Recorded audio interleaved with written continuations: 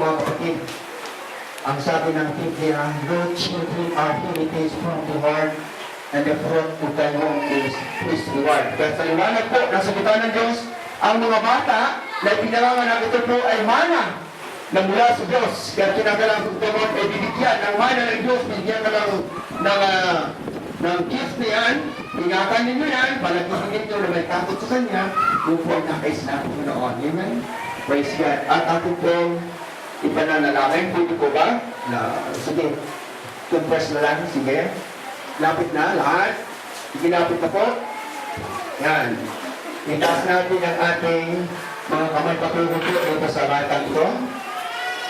Praise Jesus. Hallelujah, hallelujah, hallelujah. Hallelujah, hallelujah. Father Almighty, once again, we thank you for the grace and blessings that you put in the midst of us. Father God, thank you for creating us in your image and giving us dominion, power, and authority to know our Lord righteous. Thank you, Father God, for the giving us of sins and everlasting damnation through the ultimate of your Son, Jesus Christ, on the cross. Thank you for your presence in giving us wrath and power to become your children, sons, and daughters. At ngayon po umaga, O Diyos, sama-sama po kami nagpapasalamat sa isang pribilehiyo na binigyan po sa amin, Panginoon, na kung saan, Panginoon, narito po ang batang si St. David Angelo. Sila po ay nagmula sa iyo, Panginoon, sa loob po sa mag-asawang po, Diyos. Kung ito mula sa iyo, Panginoon, na ito, Panginoon, ito ihandog namin sa iyo, Panginoon.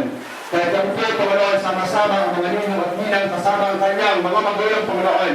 Sama-sama po namin siyang inihahandog sa iyo, Panginoon, sa pagkitipang sa iyo. Nawa po na magpapalooban sa batang ito, ito naman po sa dapat na mangyari. Nawa ko sa iyo, ito po ang pagpalang na may pero sa kanya, Panginoon. Upang tagapag po, Panginoon, ang karunungan, Panginoon, na higit sa kanyang inaasahan. Sa kanyang pag-aaral ng Diyos, pagkabayan po siya, Panginoon. At ano mo po Diyos ang sentido, naramdaman na maaaring dumapo sa batang ito. Ngayon pa lamang po ay sama-sama na po namin sinasaway sa makapangyarihan sa pangalan ng aming Panginoon sa Kristo ng taga-Nazaret. Akin po inatas ang Panginoon ang kanyang mga magulang, ang kanyang mga ninong at ninang, pagkaisahin po sila, Panginoon. Upang mula sa araw na ito, O Diyos, ay naroon ang kanilang pagsubaybay sa batang ito, Panginoon. Amen. Yes, Father God. Nawa pa namin mga kalagayan sa buhay, Panginoon.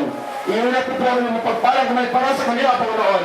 Upang tanggapin po nilang biyaya, pagpapala. Yes, Father God, gawa ng sapat na kalalagyan, Panginoon. And may the gate of heaven be open for them.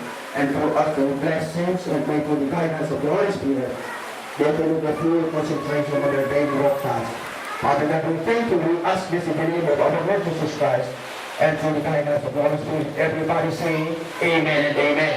Praise God. Palapakap po natin ang Panginoon.